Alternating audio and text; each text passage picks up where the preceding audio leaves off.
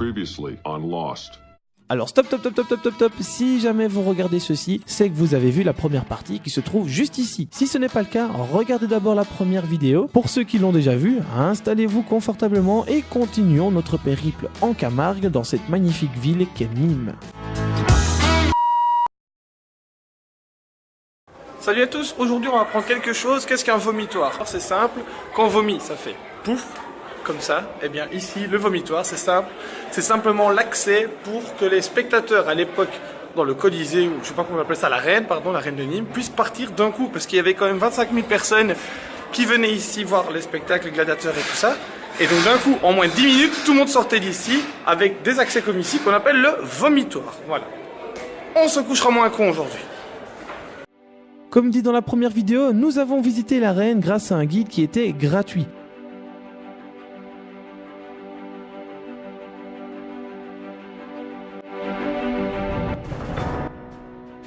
Grâce à lui, nous avons compris que l'arène de Nîmes est l'arène ou le Colisée la mieux conservée au monde, même devant celle de Rome.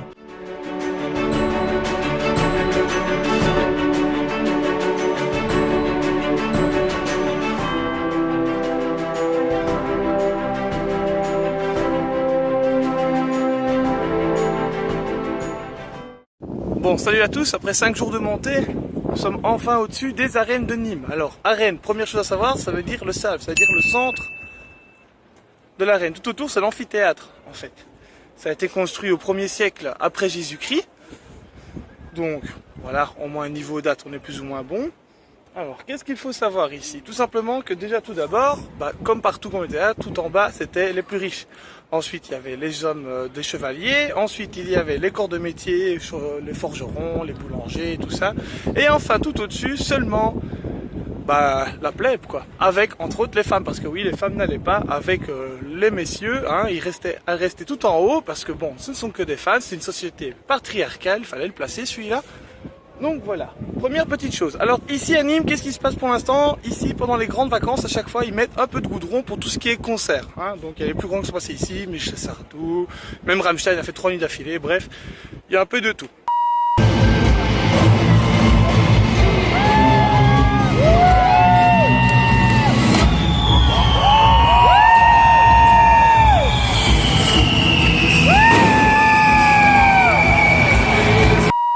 Il y a aussi ici des courses camarguaises qu'on appelle les rasetteurs. Camarguaises, on va en parler tout à l'heure, avec entre autres ce qu'on appelle les rasetteurs. Alors ici, il y a eu entre autres donc une construction de l'arène. Alors ici, il y avait quoi donc? Des combats de gladiateurs. Les gladiateurs, par rapport à son histoire, déjà ça et ça n'existait pas, donc ça fallait savoir.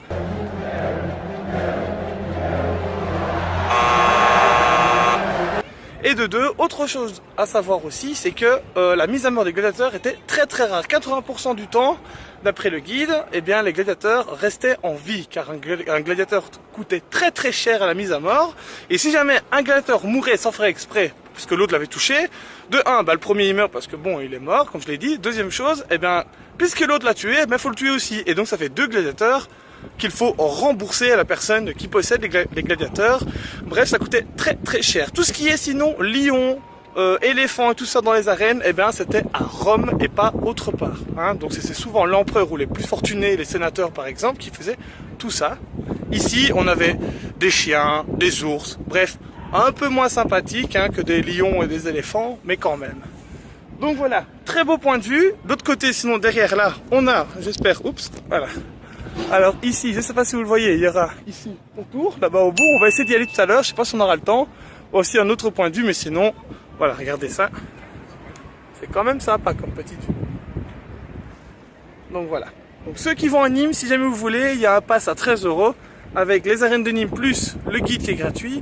Vous avez aussi la petite tour à aller voir, si jamais on a le temps on ira le voir, ainsi que la maison du carré, la maison carré, donc pour les liégeois c'est cool. Mais sinon la maison carré qui est un petit film de 20 minutes sur le début de Nîmes, comme je l'ai dit, qui vient de Naomésus, qui était un dieu ou quelque chose comme ça, j'ai un peu oublié.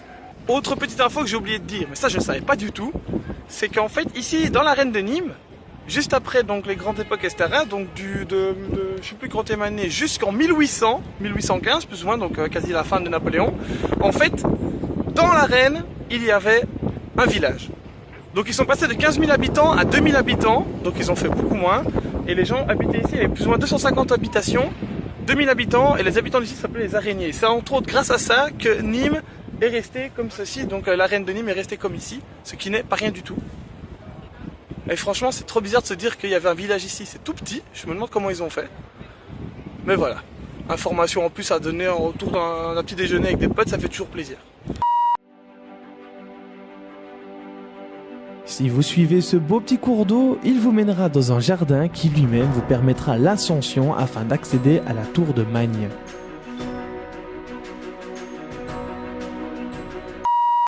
Bon, on se retrouve au jardin de Nîmes. Un jardin quoi, comme un autre, hein, Versailles, tout ça, Milan. Voilà, un jardin qui date du XVIIIe siècle, quelques statues qui viennent du château de Montpellier et de Mosson qui ont été bougées et puis ramenées ici. Quelques commandes avec des nymphes, mais à part ça, voilà. C'est pas transcendant. Un petit jardin rien de plus normal. Normalement, si on a le temps, on va aller dans la tour là que je vous ai montré tout à l'heure, ça va être sympa. Sérieux, je m'attendais pas à ça et franchement je vais mourir. Vous avez vu ma corpulence? Je vais crever. Je suis trop gros. Je vais mourir. J'ai l'impression de faire 5 fois la montagne de Buren de Liège. Mais bon, c'est joli. Bon. À Liège, il y a la montagne de Buren. À Paris, il y a Montmartre. Ici, il y a la tour. Alors, vu ma corpulence, mon niveau élevé de sport, je n'en peux plus. Ça se voit pas, mais intérieurement, je brûle au moins 10 000 calories à la seconde. Je vous jure, je vais crever. Mais ça vaut le détour, hein, regardez, c'est beau. Allez, on y va, on avance. Jour 3685. On avance. Regardez, ils ont même mis des bancs partout. Il y a des bancs partout parce qu'ils savent bien qu'on va crever. C'est pas possible. J'en peux plus. Maman, si tu vois ça, je t'aime. Et voilà, on y est. Tout ça pour un beau tas de pierres qui date de très très longtemps. J'en peux plus. Attends, qu'est-ce que je vois là? Oh, alors ici c'est la tour de Nîmes, on va dire ça comme ça. Une tour qui a été créée, enfin remise en tout cas en 15 avant Jésus-Christ, plus ou moins. Elle a été construite elle-même sur d'anciens basements, sur d'anciennes bases, pardon, des Gaulois, d'un truc des Gaulois. Alors, je perds un peu mes mots. En gros, il y avait des Gaulois, il y avait une sorte de rempart, et eux, les Romains, ils sont venus, ils ont fait encore un truc un peu mieux. À l'époque, en plus de ça, il y avait encore un autre étage qui date de l'Antiquité, mais bon, comme vous pouvez le voir, il était défoncé. Alors ici, on est vraiment sur la pointe de Nîmes. Et donc grâce à ça, eh ben, on pouvait vraiment guetter le danger au loin et donc il n'y avait pas de problème, tout simplement. Faut pas chercher plus loin. On va aller voir au-dessus.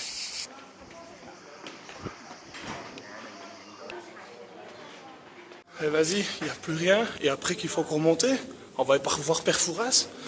J'en peux plus, j'en peux plus. Laissez-moi vivre.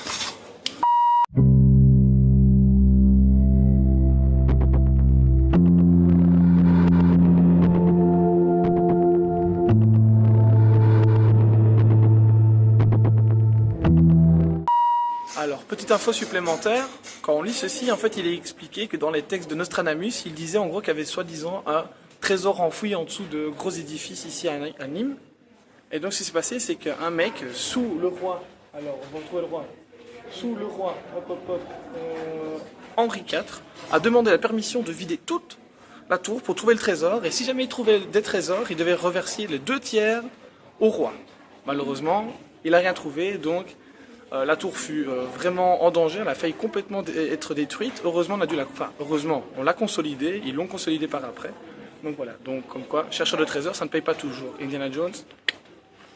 Alors, amis étudiants en communication, ceci devrait vous parler, c'est ce qu'on appelle le système SHAP. En fait, la tour, je viens de le savoir, a été utilisée comme, je veux dire, comme endroit où on faisait le système SHAP, c'est-à-dire une espèce de monstre de bras articulés qu'on faisait de loin, une sorte d'ancêtre du télégraphe. Et en fait, grâce aux positions des bras qu'on mettait d'une certaine manière, ça voulait dire une lettre. Et ensuite, quelqu'un au loin, mais très très loin, pouvait voir quelle lettre dont il s'agissait. il réécrivait sur un papier et ensuite il refaisait ça pour un autre village plus loin. Donc ça allait beaucoup plus vite que le cheval pour faire transmettre un message, simplement.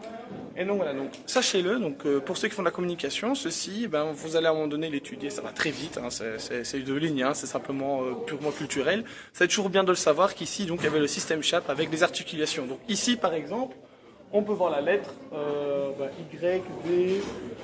Je ne sais pas, on dirait un N, mais je ne sais pas quelle lettre c'est, mais en tout cas, c'est une lettre bien sympathique. Mais qu'il est con, Sénèque! Mais qu'il est con!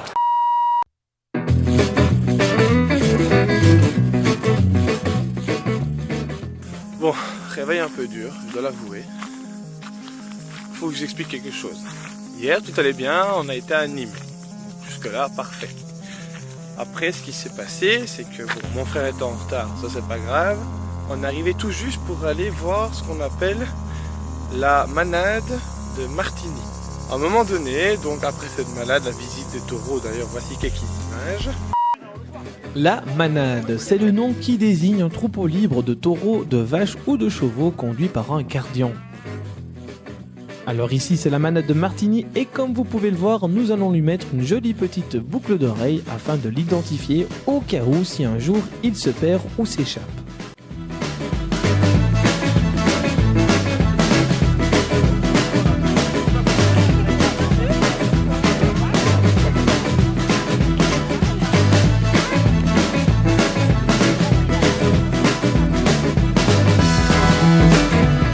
Après l'explication générale, vous pourrez monter dans une remorque pour admirer les animaux dans la nature. Durant la balade, si vous avez des questions, n'hésitez pas car ils vous répondront tranquillement de façon très sympathique.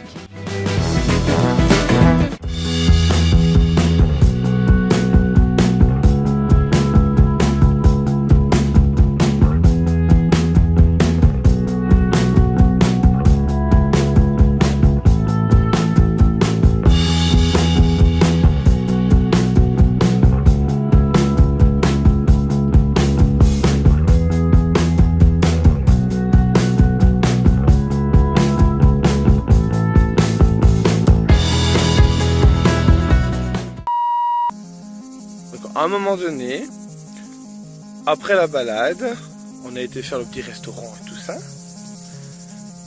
Et il y avait du vin. Mais du vin, vas-y, en veux-tu, en voilà. Donc quand tu vois ça, tu comprends très vite pourquoi il y a du vin. Donc, du vin, vas-y, rosé, rouge, blanc, vas-y, fais top été, avec un menu spécial de là-bas, bref, la folie. Ensuite, j'ai pas très bien compris ce qui s'est passé, je vous avoue, j'étais un peu perdu. Et puis je suis rentré dans une autre dimension. Surtout grâce à ça.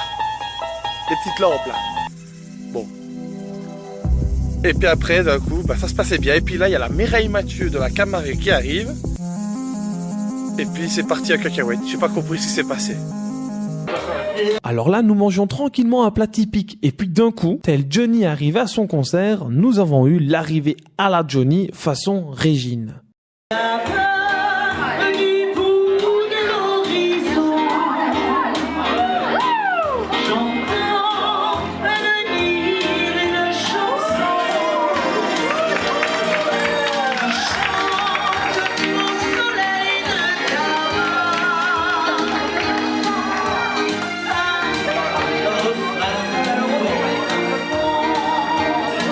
Régine Pascal, tous les meilleurs titres.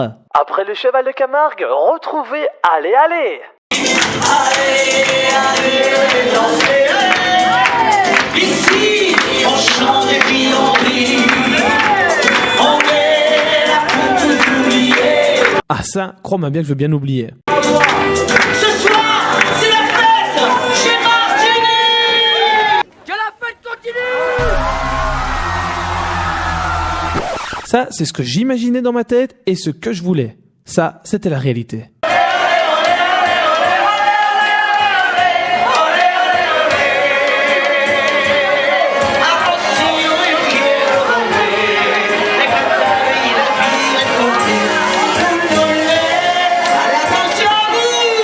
Non merci, c'est gentil. On part, merci pour l'invite. Alors ici, bien entendu, j'ai la chambre car ce n'est pas du tout de mon goût, mais clairement, si vous passez par là, allez-y. Ils sont hyper sympas, c'est super chaleureux et franchement, vous vous y amuserez bien. Bref, toujours est-il qu'ensuite, on s'est perdu. Enfin, on s'est perdu, non, on a été dans un village à côté. On a vu des jeunes en train de boire, normal.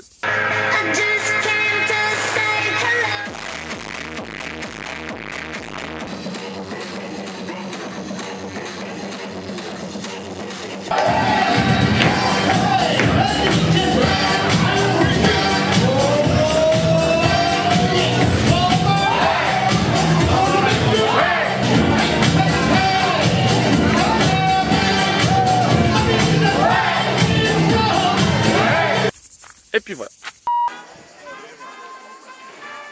Le lendemain, avant-dernier jour et dernière activité, nous sommes allés voir une course camarguaise. Il y en a beaucoup pendant les fêtes votives, et si vous ne savez pas ce que c'est les fêtes votives, dites-vous que c'est tout simplement la fête du village. La course camarguaise est très simple. Un taureau venant d'une manade sera dans une arène et des raseteurs devront lui retirer des attributs à l'aide de petits râteaux que l'on appelle le crochet. Ils sont souvent par deux dans une équipe, à savoir le rasetteur et le tourneur qui aide le rasetteur à bien positionner le taureau pour avoir plus facilement les attributs. Et des équipes, il y en a 4 voire 20 qui jouent en même temps et le nombre est en fonction de la taille de la piste et de la compétition.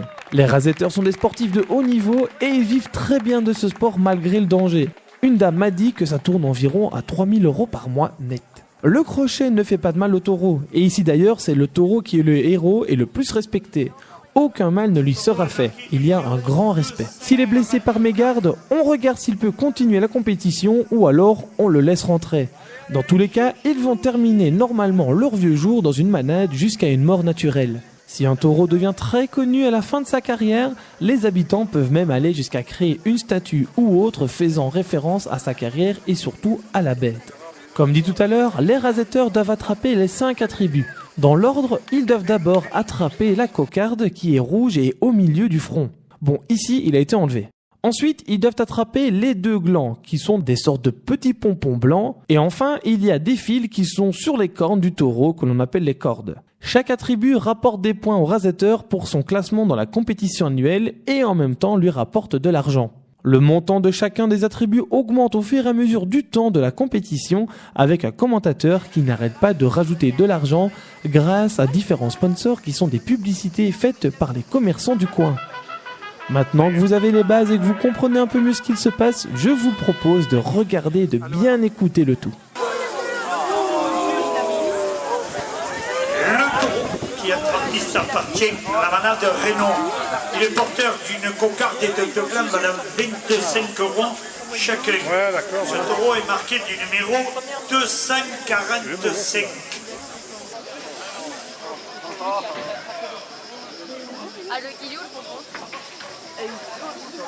La communauté de communes Rony Vistre Vidourla, 2 € de plus.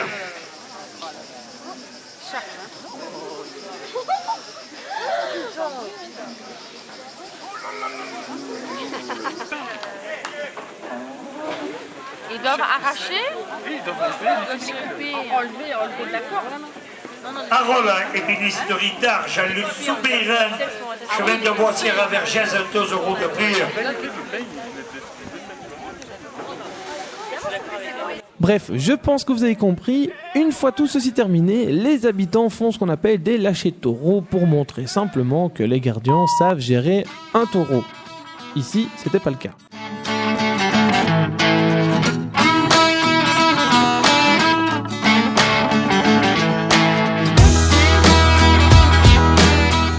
Et voilà, toutes bonnes choses ont une fin. N'hésitez pas à partager vos vidéos en commentaire et à me montrer vos vacances. D'ici là, on se retrouve pour une prochaine vidéo de vacances ou du 4e pouvoir.